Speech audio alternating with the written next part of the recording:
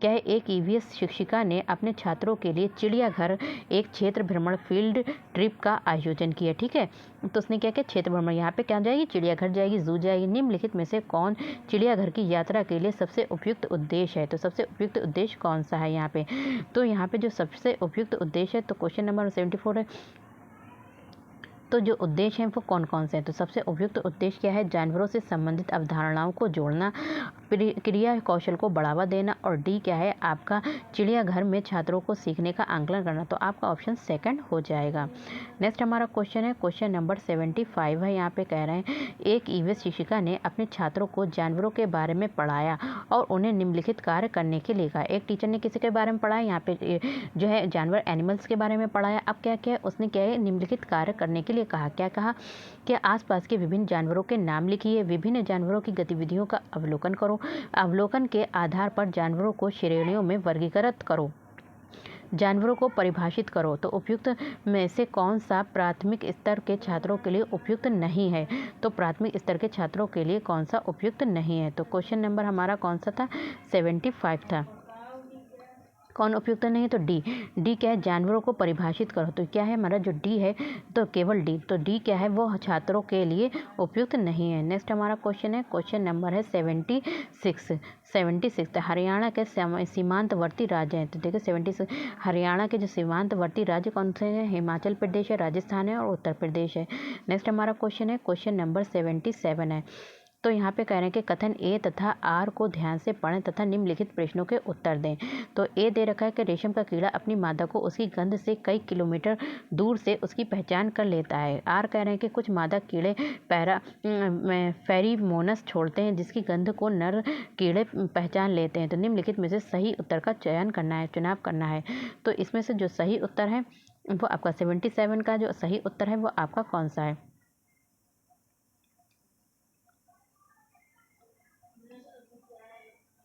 तो सही उत्तर क्या है, दोनों कथन ए और बी सही है तथा ए आर की सही व्याख्या करता है। क्वेश्चन नंबर है हमारा 78 है। क्वेश्चन नंबर यहाँ पे निम्नलिखित कथनों को ध्यान से पढ़िए। यहाँ पे कथन एक दे रखा है कि ईवीएस पाठ्यक्रम को 6 थीमों में बांटा गया है। बिल्कुल सही बताया गया है। पानी में बांटा गया, आपसी संबंध, भोजन। देखिए पानी हो गई एक थीम, एक आपसी संबंध है, भोजन, यातायात, आवास एवं वस्तुएं, हम चीज़ें कैसे बनाते हैं, वस्तुएं कैसे करते हैं। सेकंड क्या है, ईवीएस की थीम बच्चों के जीवन में बहुत करीब है। तो यहाँ पे कह रहे हैं कि कौन से कथन जो है दोनों, तो यहाँ पे हमें क्या करना है, निम्नलिखित कथनों को ध्यान से पढ़िए। आप कह रहे हैं कि जो कथन है, दोनों कथन कौन कौन से कथन है, इनको ध्यान से पढ़ना है। तो क्वेश्चन नंबर है हमारा यहाँ पे जो क्वेश्चन है वो कौन सा है, 78 है। तो इसका जो आपका आंसर है वो कथन ए गलत है और कथन बी सही है। कथन फर्स्ट जो है वो क्या है आपका गलत है। यहाँ पे कहने के कथन फर्स्ट गलत है और कथन जो बी है वो आपका सेकंड जो है वो क्या है,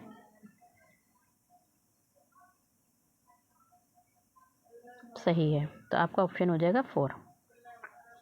नेक्स्ट हमारा क्वेश्चन है, क्वेश्चन नंबर 79 है। यहाँ पे कह रहे हैं कि दिए गए कथनों को ध्यानपूर्वक सही से पढ़ें और उनका सही विकल्प चुनें। कथन ए दे रखा है कि जाइलम जल और खनिजों को जड़ों से पौधों के बाकी हिस्सों तक पहुँचाता है। ठीक है, और फ्लोअम क्या करता है,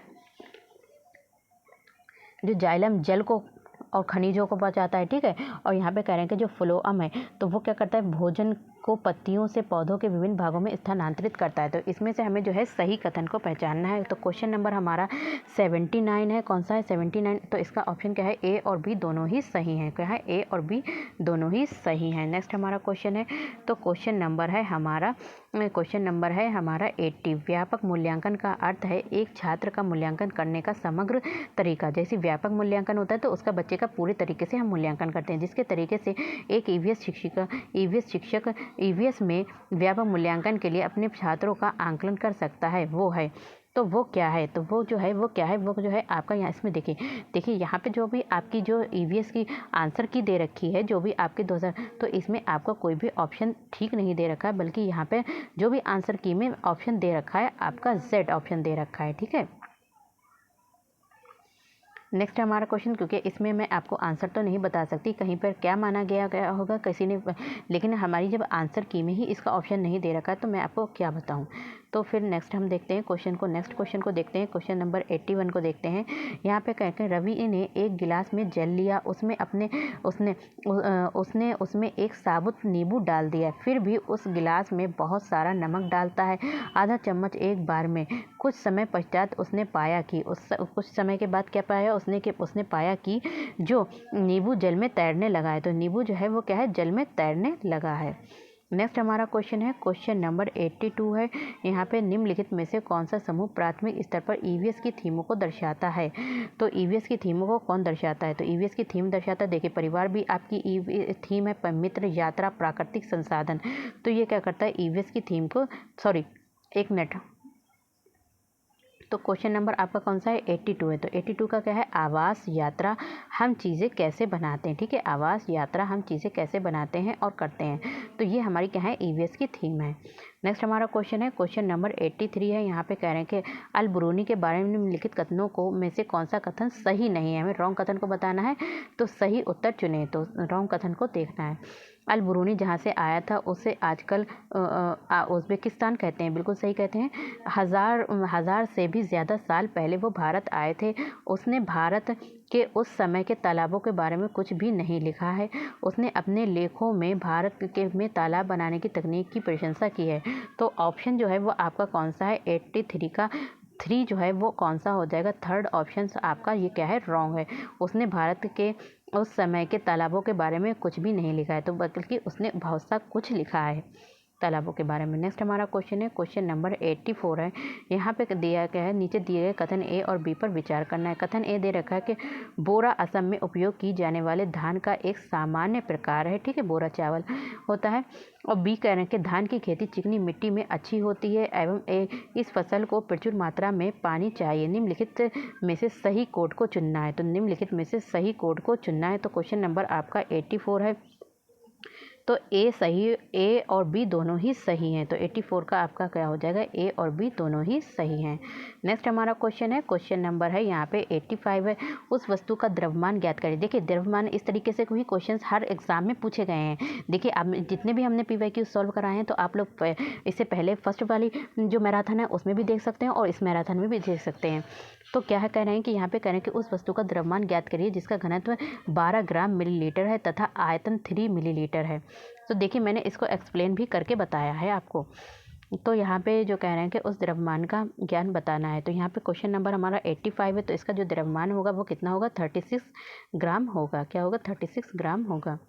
नेक्स्ट हमारा क्वेश्चन है, क्वेश्चन नंबर है 86। कौन सा है, 86 है यहाँ पे, सॉरी 86 है। यहाँ पे कह रहे हैं कि आप चाहते हैं कि छात्र सहपाठी शिक्षण रणनीति द्वारा सीखें। देखिए कोऑपरेट करके सीखें। छात्र क्या करें, कोऑपरेट करके सीखें, प्री लर्निंग स्ट्रेटेजी। तो क्या करेंगे, यहाँ पे जो है कह रहे हैं कि आप समूह कैसे बनाएंगे। तो आप जो है वो समूह कैसे बनाएं। क्वेश्चन नंबर 86 है। तो आप जो समूह बनाएंगे भागीदारी और सहयोग के आधार पर एक विषम समूह बनाएंगे। नेक्स्ट आपका क्वेश्चन है यहाँ पे, क्वेश्चन नंबर यहाँ पे 87 है। यहाँ पे कह रहे हैं कि घड़सी सर से संबंधित निम्नलिखित कथनों में से कौन सा कथन सही नहीं है, सही उत्तर चुनें। तो सही उत्तर चुनना है। यहाँ पे क्वेश्चन नंबर 87 है। तो कौन, ये तालाब आज भी प्रयोग में है। क्या है, ये तालाब आज भी प्रयोग में है। तो ये इसके बारे में सही उत्तर नहीं है। नेक्स्ट हमारा क्वेश्चन है, क्वेश्चन नंबर हमारा क्या है, 88 है। कौन सा है, क्वेश्चन नंबर 88 है। थीम मेरा परिवार और मित्र ईवीएस में एक प्रमुख थीम है। ठीक है, एक थीम है और पौधे और जानवरों को परिवार और मित्र के उप थीम के में प्रस्तुत किया जाता है। तो थीम के कह रहे हैं यहाँ पे अभिकथन दे रखा है। इसका कारण क्या है, थीम के द्वारा मनुष्य और जीवन के अन्य रूपों की अन्योन्यशीलता पर प्रकाश डाला गया है। तो इसमें जो क्वेश्चन है आपका कौन सा है, 88 है। तो यहाँ पे कह रहे हैं कौन से ऑप्शन सही हैं। तो यहाँ पे कह रहे हैं कि कथन, अभिकथन और कारण दोनों ही सही हैं। और यहाँ पे कह रहे हैं कि अभिकथन और कारण दोनों ही सही हैं और कारण अभिकथन की सही व्याख्या है। नेक्स्ट हमारा क्वेश्चन है, बस 2 ही क्वेश्चंस रह गए हैं आपके। क्वेश्चन नंबर है यहाँ पे दिया हुआ आपका 89 है। दिए गए कथनों को ध्यान पूर्वक पढ़ने और सही विकल्पों को चुनें। अभी कथन ये दे रखा है कि हम अधिक ऊंचाई की तुलना में समुद्र तल पर आसानी से खाना पका सकते हैं। कथन आपका कारण दे रखा है, अधिक ऊंचाई पर पानी का क्वथनांक जो होता है वो बढ़ जाता है। तो यहाँ पे कह रहे हैं कौन से ऑप्शन सही हैं। तो कथन ए सत्य है, लेकिन कथन आर क्या है आपका रॉन्ग है। और आपका लास्ट क्वेश्चन है मैराथन का, वो के कक्षा 5 की ईवीएस शिक्षिका नीना अपने छात्रों को एक समूह असाइनमेंट देती है, ठीक है, कि अपने पास की कृषि फॉर्मों का दौरा करना है।